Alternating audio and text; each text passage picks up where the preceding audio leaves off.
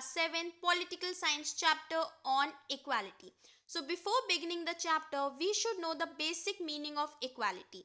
Equality मतलब होता है सब लोगों के पास equal rights होना, सभी को equal opportunity मिलना, सबके साथ fair treatment होना, किसी के साथ भी ill treatment ना होना.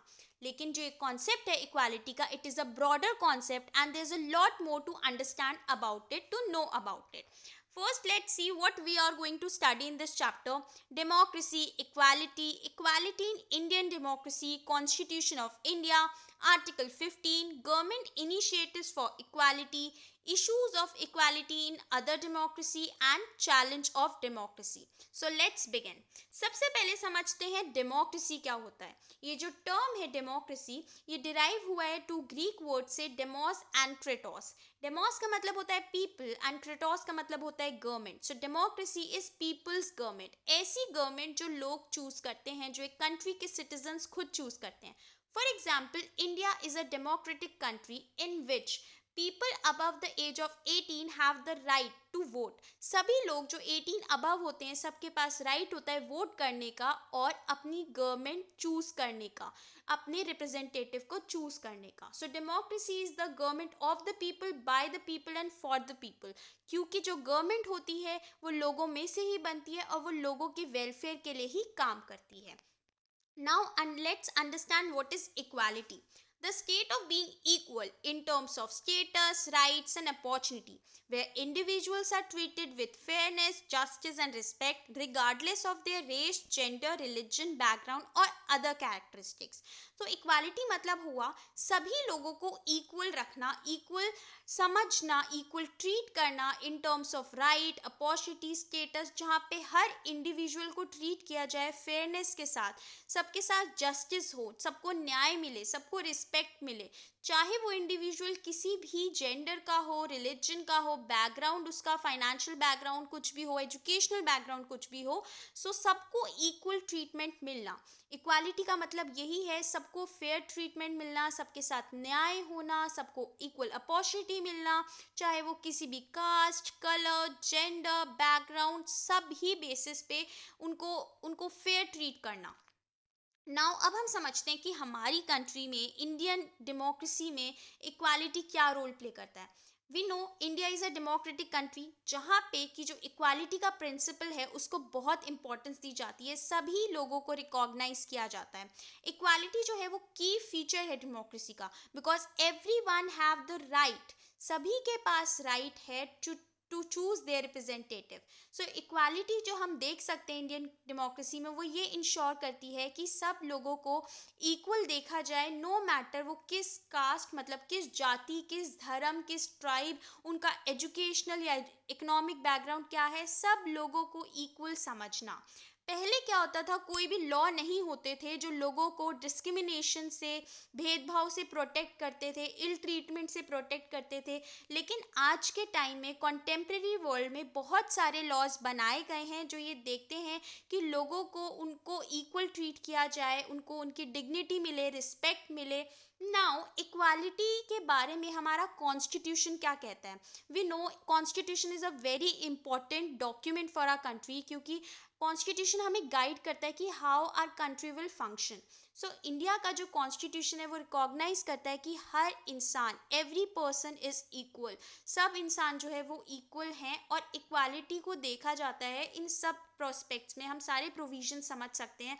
Every person is equal before the law, इसका मतलब कि कानून की नज़रों में हर इंसान इक्वल है. कोई भी पर्सन, किसी भी पर्सन के साथ डिस्क्रिमिनेशन नहीं होगा, भेदभाव नहीं होगा किसी भी बेसिस पे, धर्म, जाति, caste, race, place of birth, किसी भी बेसिस पे किसी के साथ डिस्क्रिमिनेशन नहीं होगा. सब लोगों के लिए एक्सेसिबिलिटी है पब्लिक प्लेसेस पर, मतलब जो भी पब्लिक प्लेसेस होते हैं जैसे प्लेग्राउंड, होटल, शॉप्स, रेस्टोरेंट्स, वहाँ पे कोई भी जा सकता है.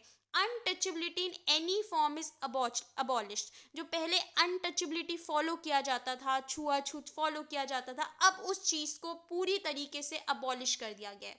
तो ये सारे प्रोविजंस जो हैं ये हमारे कॉन्स्टिट्यूशन में मेंशन हैं और ये फॉलो किए जाते हैं.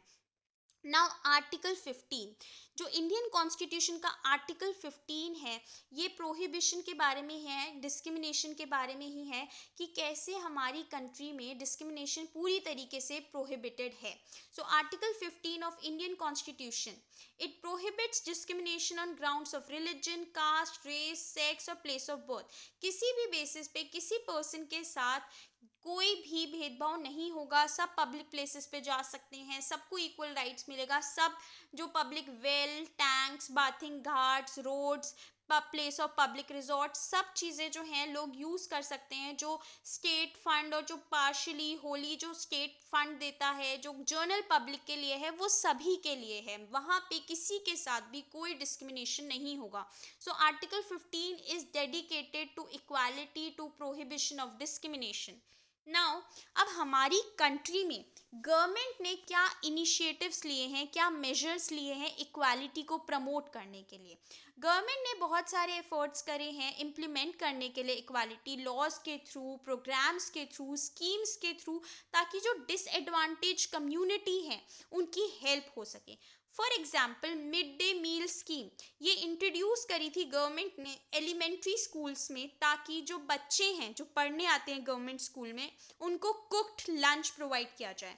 तो ये स्टार्ट हुआ था 2001 में तमिलनाडु में. तमिलनाडु फर्स्ट स्टेट था जहाँ पे mid day meal scheme start हुई थी, और इसका रिजल्ट ये था कि जो स्टूडेंट्स थे उनका इनरोलमेंट और रेगुलरिटी स्कूल की स्टूडेंट्स की अटेंडेंस की बढ़ गई थी. तो ये प्रोग्राम जो था, इससे बच्चों के बीच में जो कास्ट प्रेजुडिस था वो तो कम हुआ ही. वो कैसे? क्योंकि सब बच्चे, सब कास्ट के, सब रिलीजन के बच्चे एक साथ मिलके खाते थे. तो जो उनके दिमाग में एक इमेज बनी हुई थी, एक प्रेजुडिस बनी हुई थी, वो रिड्यूस हुई. और इसके साथ साथ जो दलित वुमेन थी वो ये मील कुक करती थी, तो उनको भी एम्प्लॉयमेंट मिला. तो ये जो एफर्ट था गवर्नमेंट का, ये जो स्कीम थी, इट वाज सक्सेसफुल, क्योंकि बच्चों की रेगुलरिटी बनी, इनरोलमेंट बनी, बच्चों के बीच में जो एक कास्ट प्रेजुडिस था ये रिड्यूस हुआ. सो इन पिक्चर्स से आप समझ सकते हो कि स्कूल में किस तरीके से फॉलो हुआ था. गवर्नमेंट एलिमेंट्री स्कूल्स में बच्चे एक साथ मिलके खाते थे, दलित वुमेन को एम्प्लॉयमेंट मिलती थी. नाउ इक्वालिटी जो है ये तभी मतलब स्टार्ट हो सकती है जब हर सिटीजन ये बिलीव करेगा, ये समझेगा कि कोई भी इंसान इन्फीरियर नहीं होता है, कोई भी इंसान छोटा नहीं होता है. हर इंसान को हमें रिस्पेक्ट के साथ ट्रीट करना चाहिए. इस अगर हमें इस्टेब्लिश करनी है इक्वालिटी एक डेमोक्रेटिक सोसाइटी में, तो हमें उसके लिए कंटिन्यूसली स्ट्रगल करना होगा. As a individual, as a community हमें कंट्रीब्यूट करना होगा, अपना माइंडसेट बदलना होगा.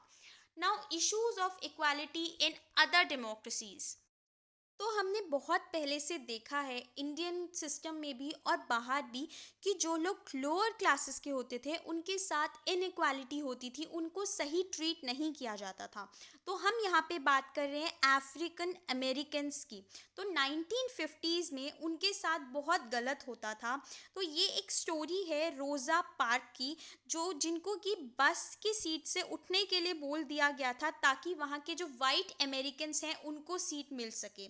और इसकी वजह से उन्हें बहुत ह्यूमिलेटेड फील हुआ था, इंसल्टेड फील हुआ था. और उसी टाइम से फिर एक एक्ट शुरू हुआ था. तभी उस इंसिडेंट का बहुत बड़ा इफेक्ट था, एक ह्यूज मूवमेंट को उसने राइज दिया जो था सिविल राइट्स मूवमेंट.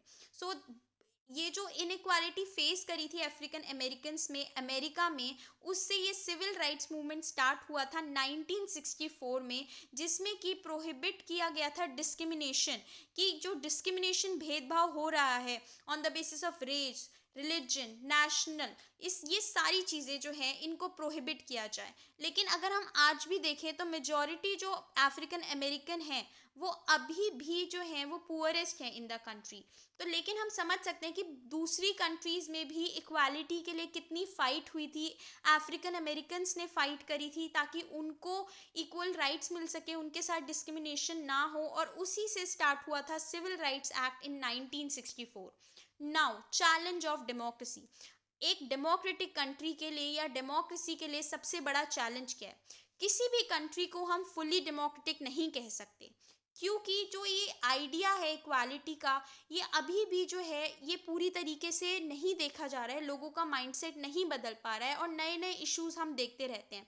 तो ये जो स्ट्रगल है रिकॉग्निशन का हर एक इंडिविजुअल के लिए कि सबको इक्वालिटी मिले, सबके साथ सबकी डिग्निटी का ध्यान रखा जाए, मेंटेन किया जाए, ये स्ट्रगल अभी भी चल रहा है और ये तभी पूरा होगा जब लोग अपना माइंडसेट बदलेंगे, जो कि बहुत धीरे हो रहा है। सो आई होप ये चैप्टर आपको समझ आया। If you have any doubt you can comment down below and please like this video, subscribe to my channel. I will be uploading videos regularly. सो इस चैप्टर में हमने काफ़ी सारे कॉन्सेप्ट्स देखे, democracy, equality, equality in Indian democracy, constitution of India, article 15, government initiatives for equality, issues of equality in other democracies and challenge of democracy. Thank you for watching.